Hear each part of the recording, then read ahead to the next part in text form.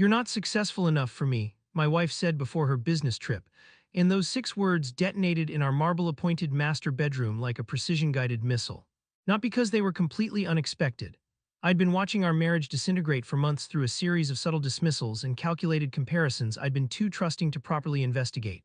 but because she delivered them with such casual cruelty while packing her Louis Vuitton luggage for what she claimed was a critical pharmaceutical industry conference in Miami. Sitting on our California king bed in our Westchester County home overlooking the Hudson Valley, her voice carrying that particular tone of dismissive finality that made me realize she'd been comparing me to someone else for months. Probably discussing my professional inadequacies with him during their expensive dinners and weekend strategy sessions I'd unknowingly funded through our joint accounts, while believing she was networking for her executive position at Millennium Pharmaceuticals, and building the career I'd always supported with unwavering encouragement and financial backing that apparently wasn't enough to compensate for whatever deficiencies she decided made me unworthy of her continued affection or respect. Before we continue, please subscribe to the channel and write in the comments what time it is where you are now. My name is Michael Harrison, I'm 43 years old, and I own Harrison Strategic Consulting, a boutique management consulting firm in White Plains that specializes in operational efficiency and digital transformation for Fortune 500 companies.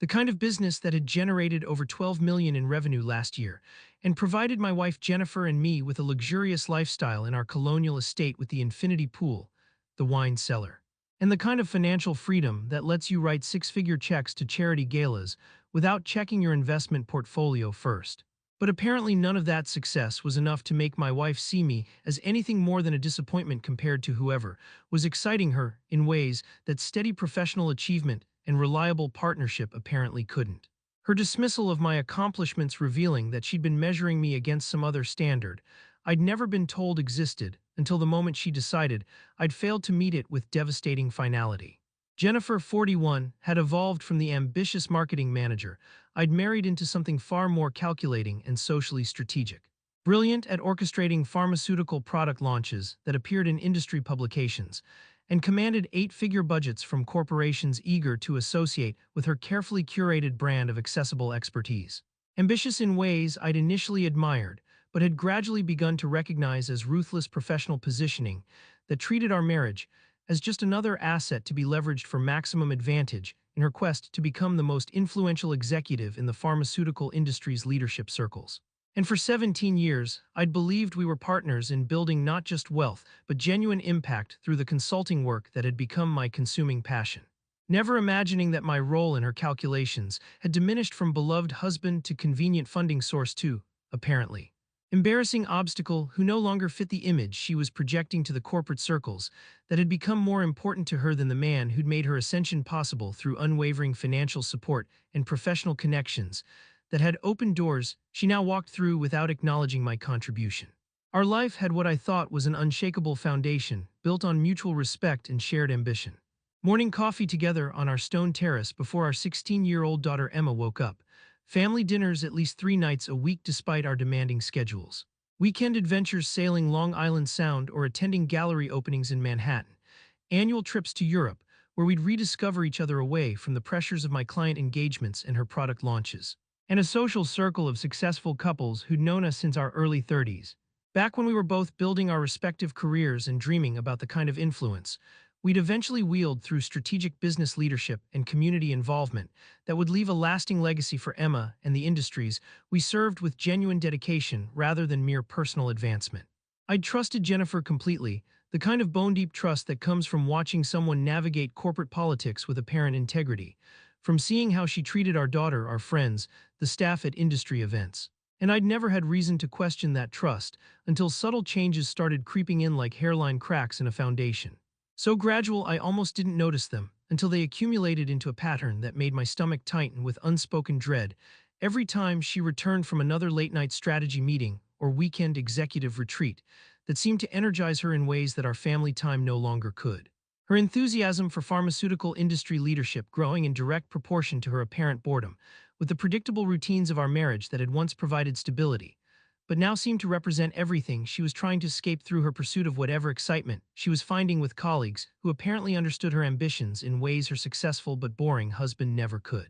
The breaking point came on a Tuesday evening in March, when Jennifer announced she'd be traveling to Miami for a week-long industry conference and executive leadership summit. But something in her preparation felt different: the expensive new lingerie I glimpsed in her suitcase, the extra attention to her appearance, the way she checked her phone constantly while packing as if coordinating details with someone who wasn't me. And when I asked about the specific conference agenda and networking objectives, there was a pause just long enough to make me notice before she launched into a detailed description of pharmaceutical market positioning strategies and executive development workshops that sounded more like she was reciting from a brochure than describing actual professional development. Her eyes bright with anticipation for experiences she'd never share with the man who'd apparently become nothing more than the disappointing husband who wasn't successful enough to deserve her continued respect or partnership. That night, as she delivered her devastating assessment while folding silk blouses that cost more than most people's monthly salary,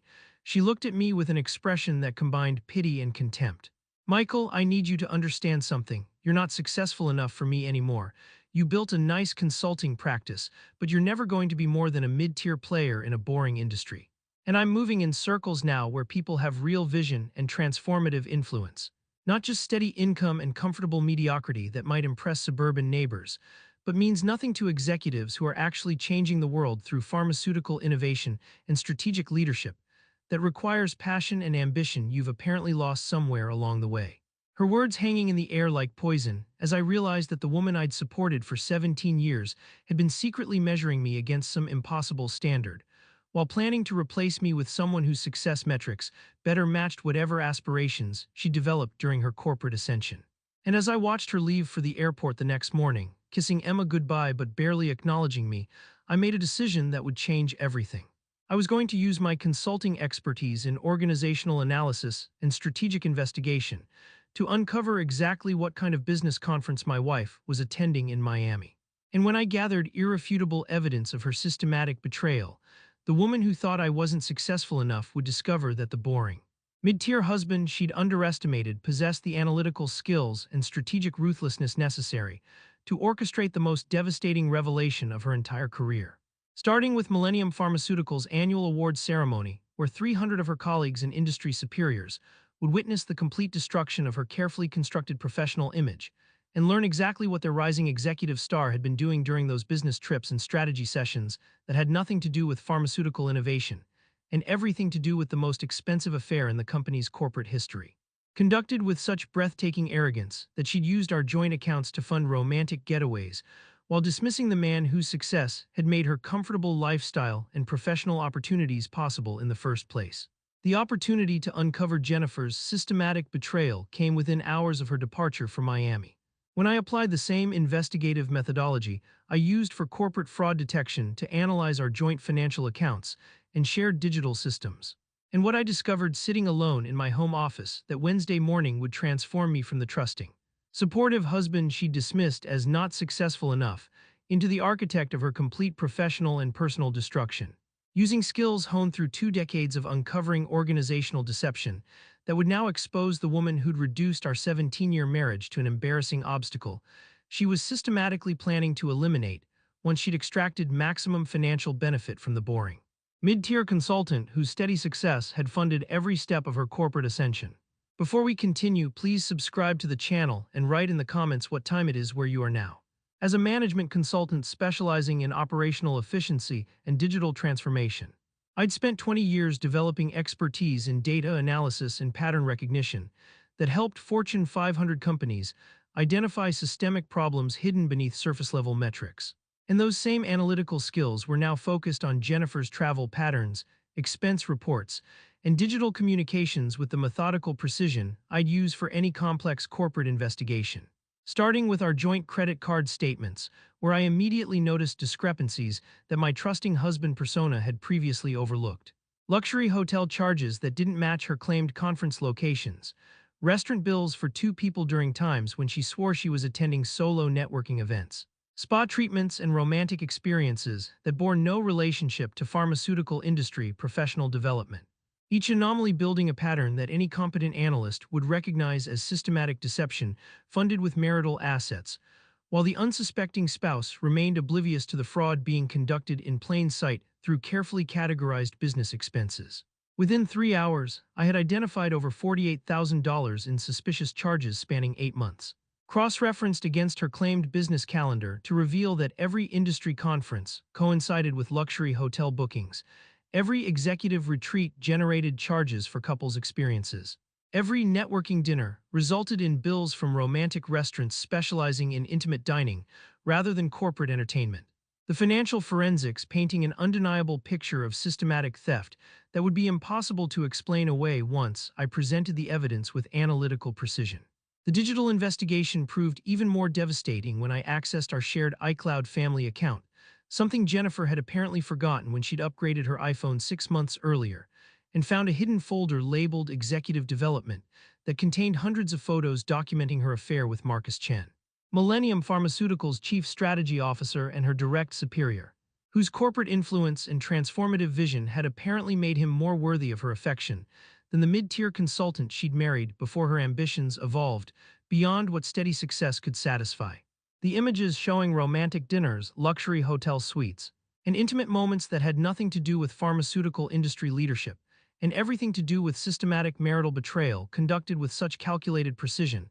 that she'd actually documented her own deception through photos timestamped during periods when she'd kissed me goodbye claiming to be learning business strategies from industry visionaries. Within 24 hours of Jennifer's departure, I had contacted Daniel Ortiz, a private investigator my firm used for background checks, and Patricia Goldman, a divorce attorney whose reputation for handling high-asset cases involving corporate executives had made her legendary in New York legal circles. Both professionals listening to my systematic presentation of evidence, with the recognition that this wasn't just adultery but marital fraud combined with corporate malfeasance, involving an executive and subordinate using company resources to fund their affair, creating significant liability for Millennium Pharmaceuticals that would give me immense leverage in both divorce proceedings and potential employment litigation. Daniel's Miami surveillance team immediately confirmed what the financial and digital evidence suggested. Comprehensive documentation of Jennifer and Marcus at the Sedai Hotel,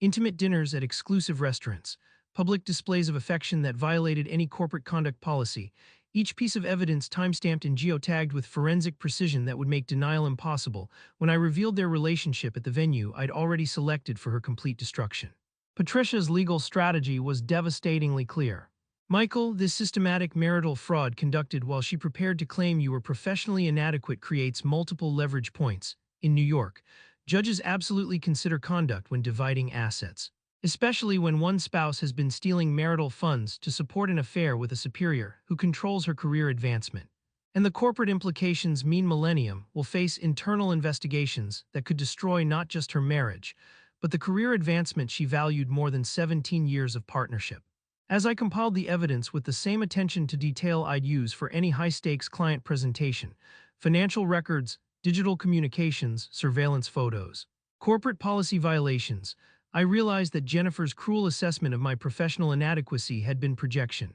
measuring me against Marcus's corporate influence, while failing to recognize that my consulting expertise in organizational analysis and strategic investigation made me far more dangerous than any pharmaceutical executive whose power was limited to internal politics. And when I revealed her systematic betrayal at Millennium Pharmaceuticals' annual awards ceremony, where she was scheduled to receive recognition for leadership excellence, 300 of her colleagues would witness the complete destruction of everything she'd sacrificed our marriage to achieve. Learning that their rising executive star had been conducting a systematic affair, using company resources to finance romantic getaways disguised as business development, triggering internal investigations and professional consequences that would extend far beyond our divorce to encompass the career she'd valued more than the family she'd systematically betrayed,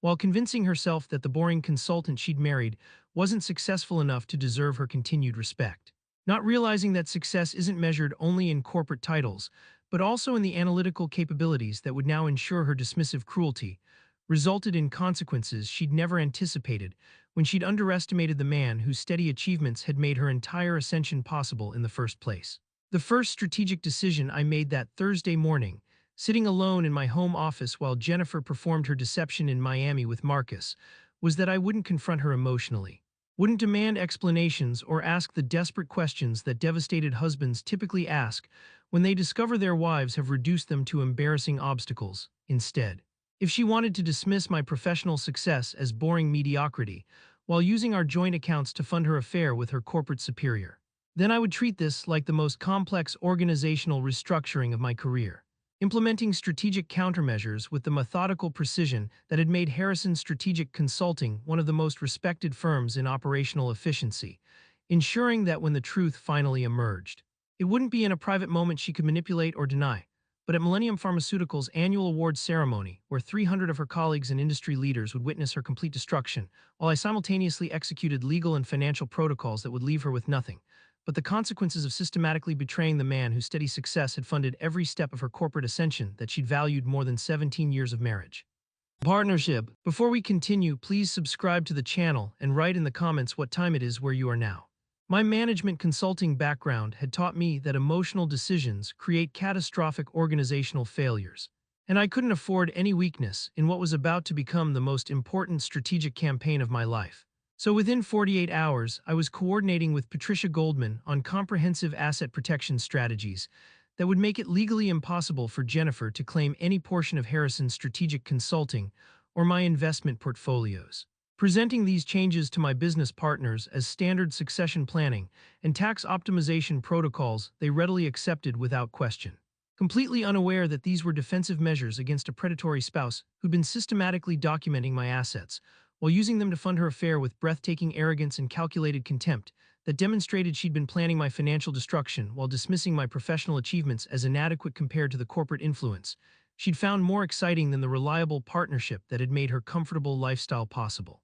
The asset protection implementation moved with military precision as Patricia's corporate attorneys restructured my business ownership through multi-class share structures and irrevocable trusts, while I quietly transferred Emma's college funds and our joint investment accounts into protected vehicles that would be immune from any settlement demands Jennifer might make during divorce proceedings, simultaneously establishing a separate household operating account that would cover Emma's expenses and basic living costs, while cutting off Jennifer's access to the credit cards and bank accounts she'd been using to fund romantic getaways with Marcus, ensuring that her next luxury hotel reservation would be declined, and her next expensive dinner with her corporate superior would require explanation she couldn't provide without admitting the affair that would soon become public knowledge in the most devastating way imaginable at the very ceremony where she expected to receive professional recognition for leadership excellence she'd achieved through systematic deception and corporate policy violations. Daniel Ortiz's comprehensive surveillance report arrived Friday morning,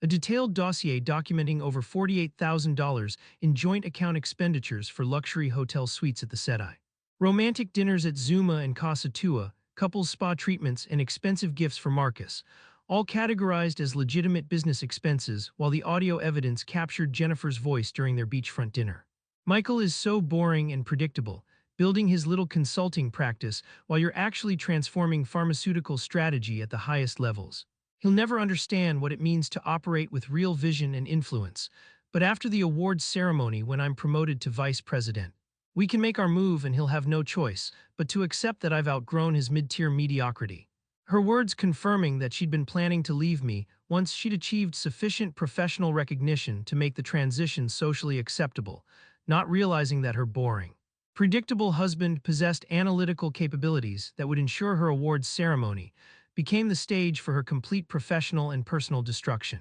The most damaging evidence came from timestamped video footage showing Jennifer and Marcus entering the same hotel suite at different times to maintain professional appearances, passionate embraces by the pool, and intimate moments that violated every aspect of Millennium Pharmaceuticals' code of conduct regarding superior-subordinate relationships, creating massive liability exposure that would trigger internal investigations and professional consequences extending far beyond our divorce to encompass the career Jennifer had valued more than our marriage. While the financial forensics revealed systematic theft disguised as business development that would be impossible to explain away,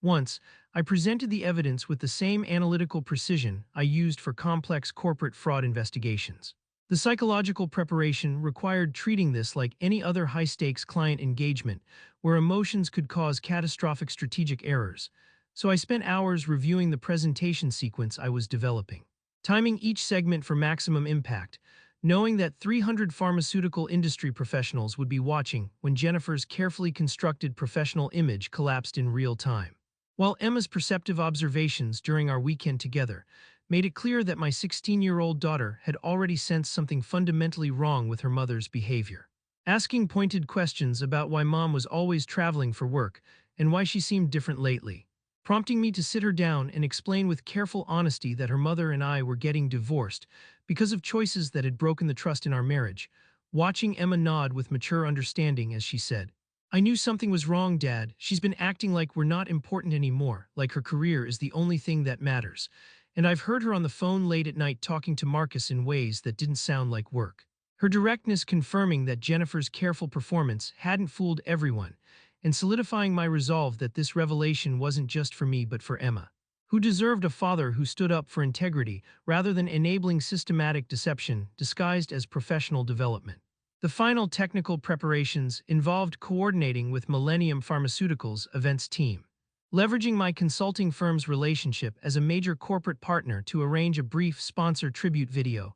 before Jennifer's Leadership Excellence Award presentation. The production team eager to accommodate Harrison's strategic consulting without questions or complications that might jeopardize future business relationships. Completely unaware that my tribute would systematically destroy their rising executive star using her own documented words and surveillance footage that was impossible to deny or rationalize away as misunderstandings between colleagues pursuing legitimate business objectives. While I finalized the presentation with the same analytical precision I'd use for any client deliverable that could determine a company's future. Watching Jennifer's own voice condemn her more effectively than any accusation I could make, seeing the financial records showing systematic theft disguised as business expenses, and viewing that devastating video where she promised Marcus they could make their move after her promotion and force me to give her what she deserved. Not knowing that what she actually deserved was about to be delivered with precision timing in front of everyone whose opinion she'd spent years cultivating through careful image management,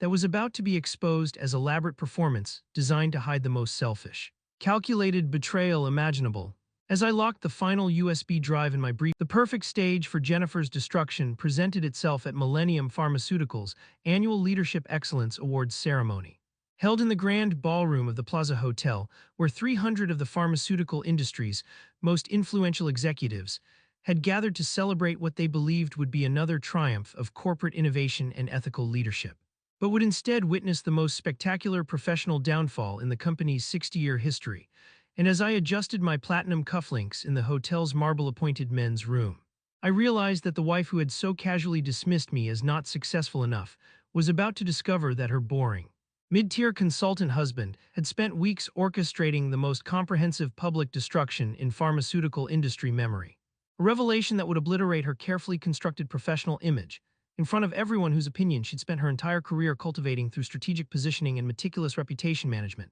that was about to crumble when 300 witnesses learned exactly what their rising executive star had been doing with company resources, and her husband's trust during those business trips and strategy sessions that had nothing to do with pharmaceutical innovation and everything to do with systematic marital betrayal conducted with breathtaking arrogance by a woman who'd convinced herself that corporate influence was more valuable than the integrity that supposedly defined her leadership excellence. Before we continue, please subscribe to the channel and write in the comments what time it is where you are now. The ballroom shimmered with controlled corporate elegance as I entered precisely at 7 o'clock, wearing my custom-tailored charcoal gray suit. The crystal chandeliers casting warm light across polished marble floors, while fresh floral arrangements of white orchids and lilies adorned every table. A jazz quartet playing sophisticated standards as 300 guests in black tie formal wear circulated through the space discussing upcoming drug launches, regulatory developments, and market expansion strategies. None of them aware they were about to witness the systematic destruction of the woman they'd all admired for her visionary leadership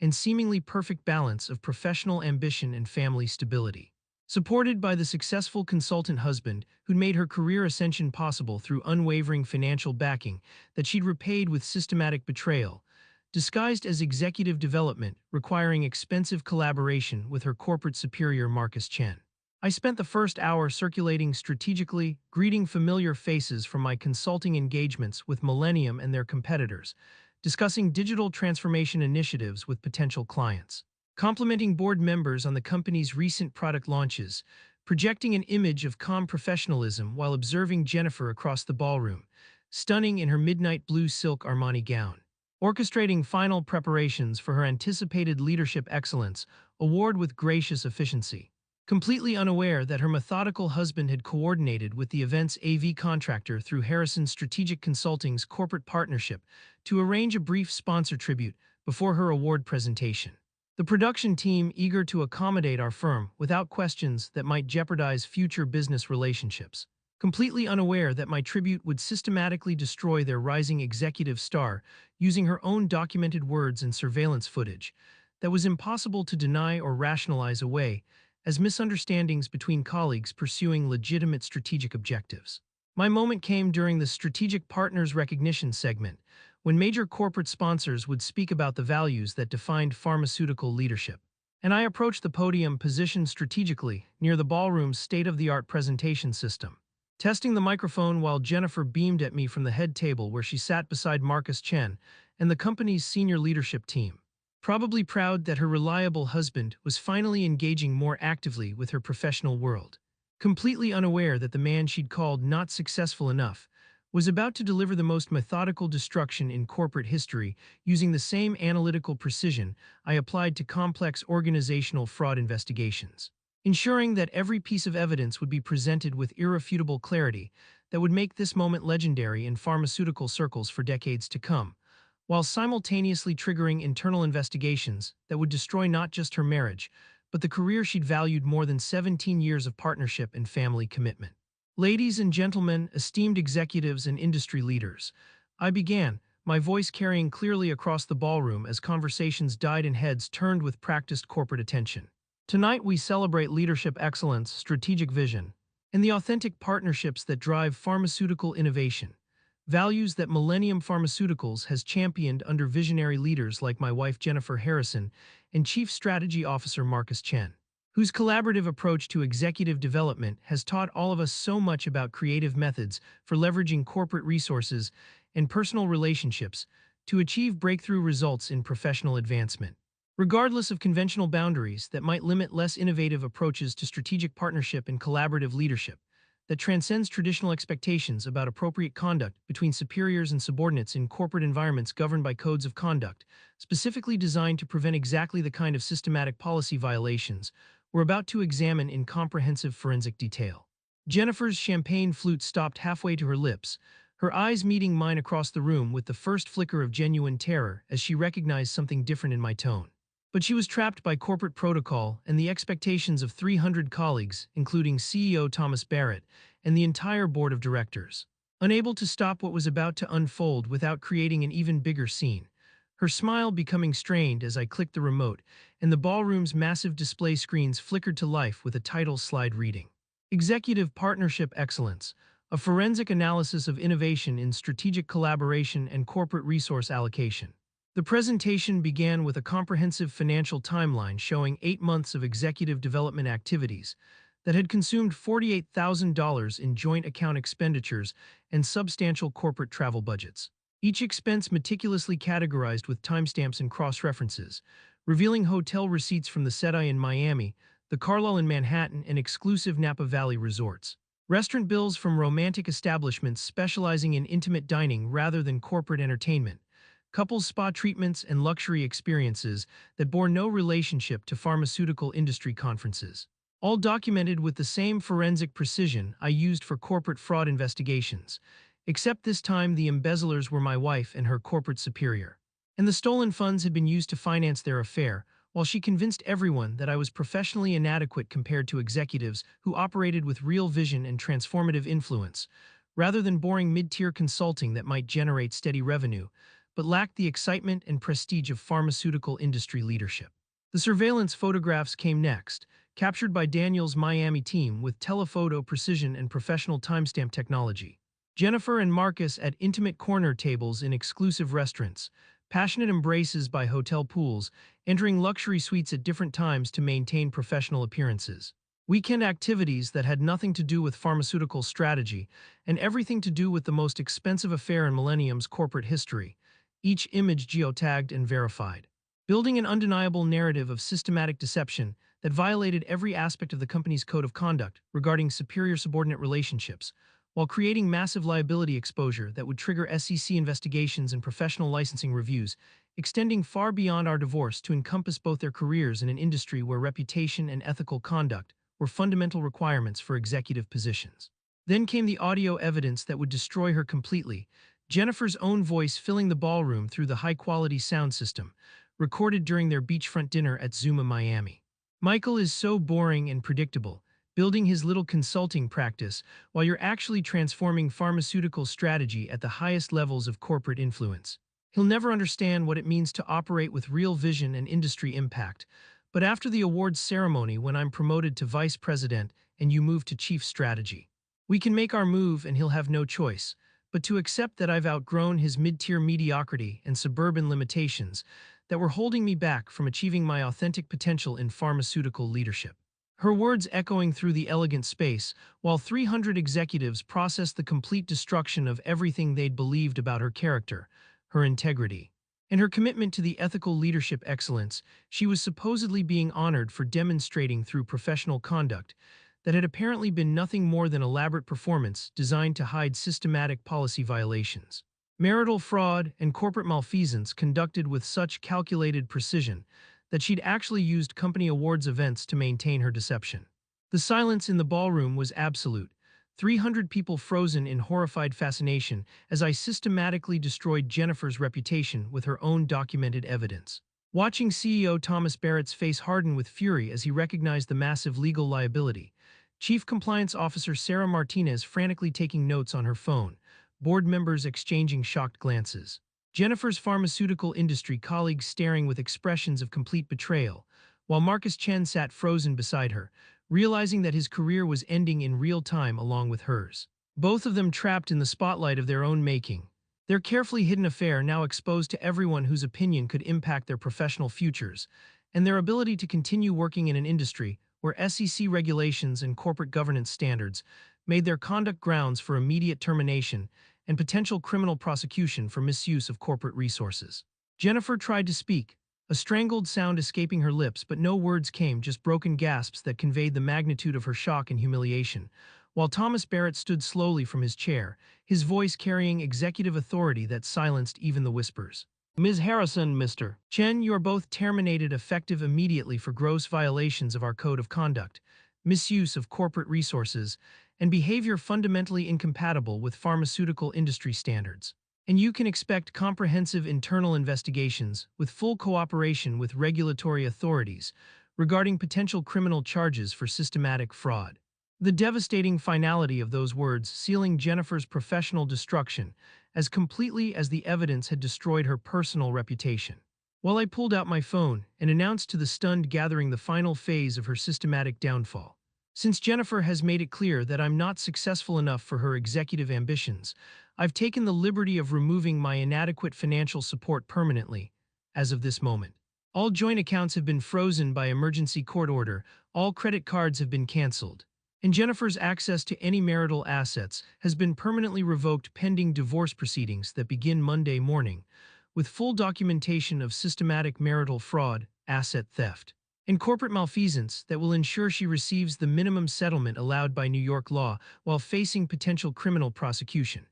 The words echoing through the ballroom as Jennifer collapsed into her chair, her midnight blue gown now seeming to weigh her down like chains. Her transformation from rising pharmaceutical executive to unemployed industry pariah, complete in less than 20 minutes of systematic evidence presentation that had exposed every lie she'd told and every policy she'd violated. While I walked toward the ballroom exit with measured steps, leaving behind a woman whose casual dismissal of my professional success had just cost her everything she'd worked years to build. Knowing that by morning, every detail of her systematic betrayal would be circulating through the pharmaceutical industry's interconnected professional networks. Ensuring that her assessment of my inadequacy would be remembered, as the moment she revealed her own character so completely that no amount of strategic positioning could ever restore the reputation and career she'd just lost forever in front of everyone whose opinion she'd spent her entire professional life trying to earn through careful image management that had just been exposed as elaborate fraud designed to cover the most selfish.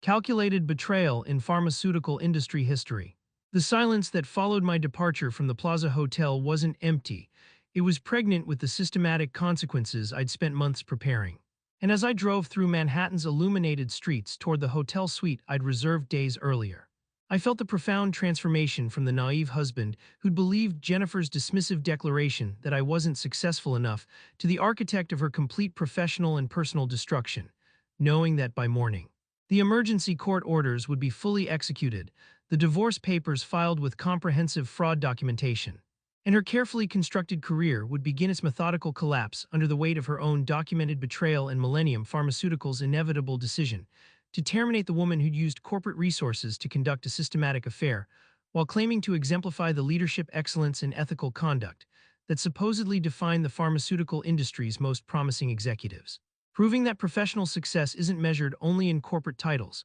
but also in the analytical capabilities and strategic ruthlessness necessary to ensure that systematic betrayal results in consequences extending far beyond the immediate relationship, to encompass everything the betrayer actually valued about the comfortable lifestyle and prestigious career they'd taken for granted while planning the destruction of the man whose work had made it all possible. Before we continue, please subscribe to the channel and write in the comments what time it is where you are now.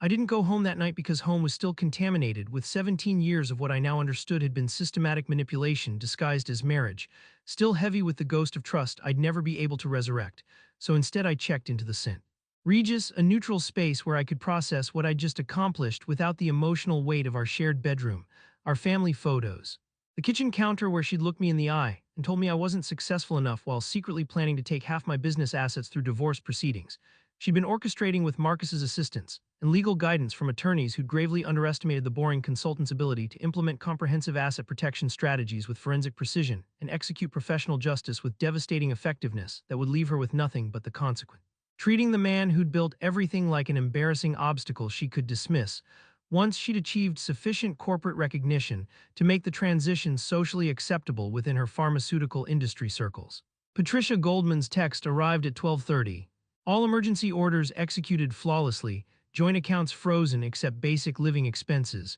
credit cards canceled, business assets fully protected under new corporate structure. Temporary primary custody of Emma granted to you with immediate effect. Jennifer cannot access any marital funds or relocate Emma without court approval. Comprehensive fraud documentation filed with criminal referral recommended by the judge, who was visibly disturbed by the scope of her systematic theft conducted under the guise of executive development. And I felt the deep satisfaction of a complex strategic campaign completed exactly according to specifications, every financial vulnerability addressed, every legal contingency planned for, every structural weakness in Jennifer's position exploited with the precision I'd learned from decades of helping Fortune 500 companies identify and eliminate organizational fraud that seemed sophisticated until the right consultant applied methodical analysis and refused to accept surface explanations that were actually elaborate deceptions designed to hide systematic theft from trusting stakeholders who'd spent years building what their executives planned to steal through calculated betrayal disguised as innovative leadership and strategic vision.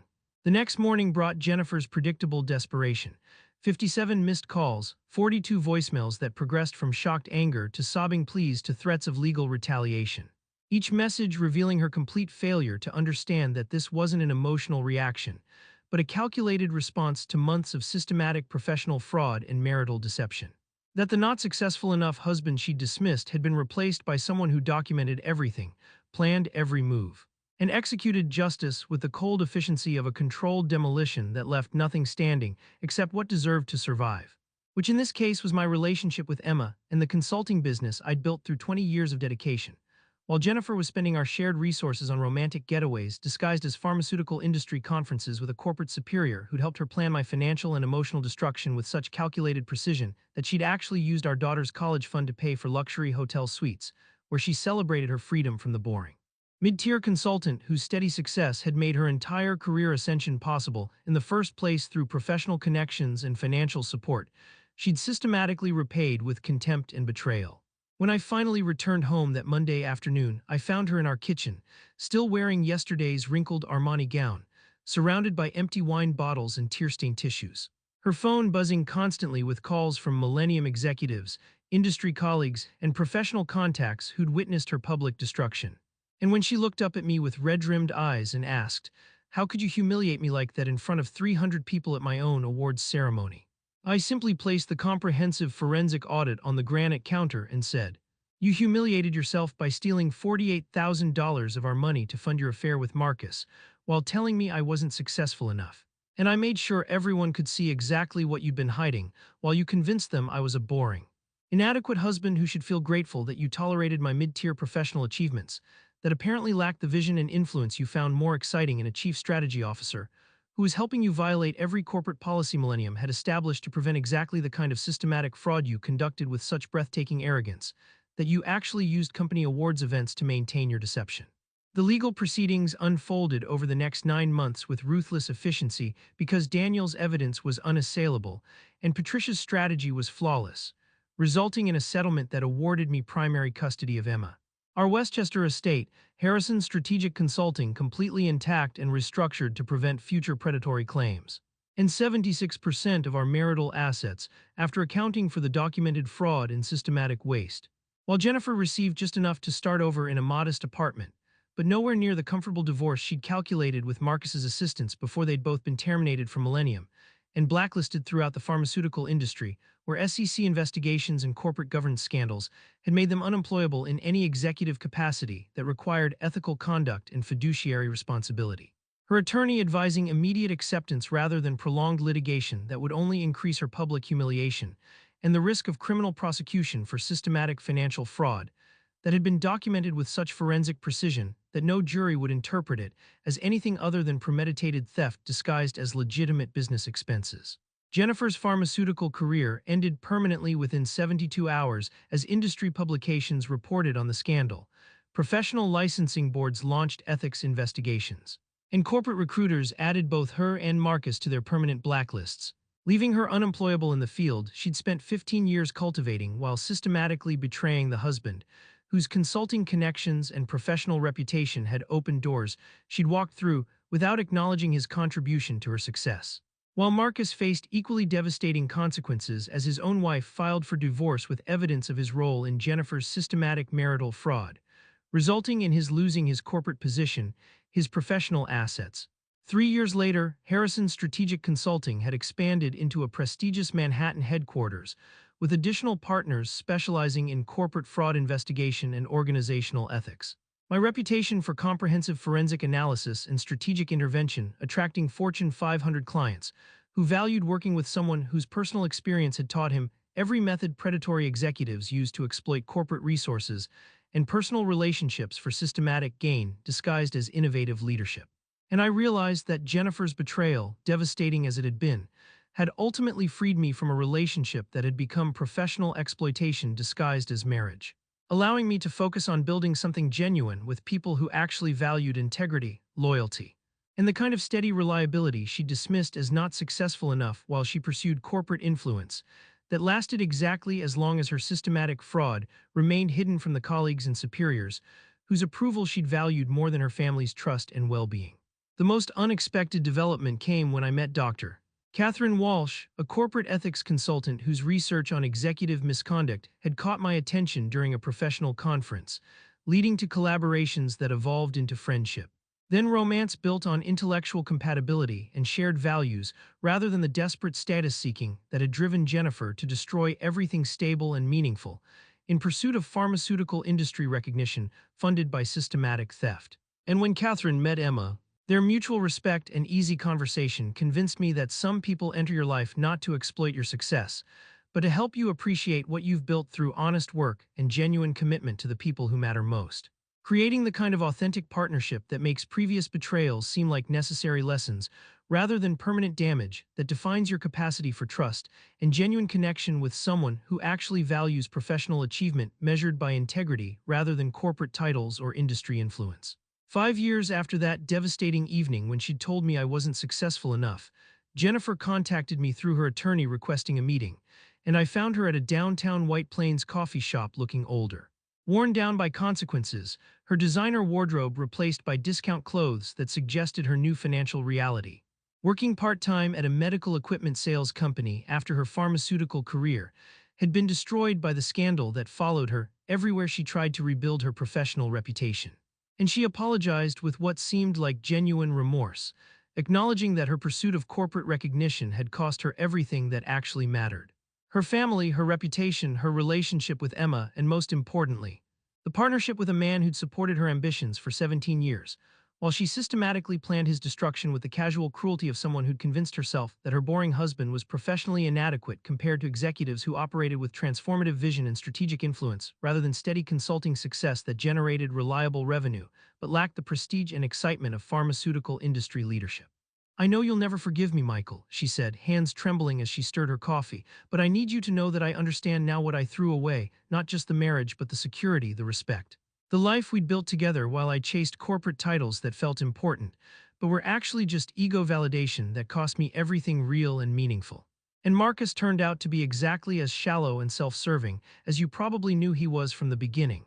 using me for his own career advancement just like I used you for financial security. Except I was too blinded by pharmaceutical industry ambition to see that the not successful enough husband I dismissed was actually the most valuable thing in my life, and I destroyed it for something that wasn't even real. Just professional recognition that evaporated the moment my systematic fraud was exposed to everyone whose opinion I'd spent years cultivating through careful image management that turned out to be completely worthless. Once my character was revealed in front of 300 witnesses who would never forget or forgive what I'd done. 7 years after she dismissed me as not successful enough, I stood in my expanded Greenwich home watching Emma graduate magna cum laude from Columbia Business School. Her education funded by the college accounts I'd protected from her mother's systematic theft. While Catherine worked beside me on a research project documenting corporate fraud patterns that would help protect other families from the kind of systematic deception we'd survived. And I realized that Jennifer's betrayal had taught me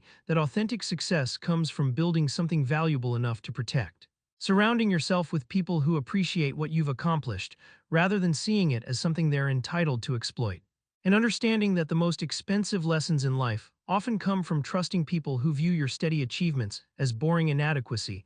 that can be dismissed once they've extracted maximum benefit from the financial security and professional connections you provided. Proving that sometimes justice isn't about forgiveness or moving on.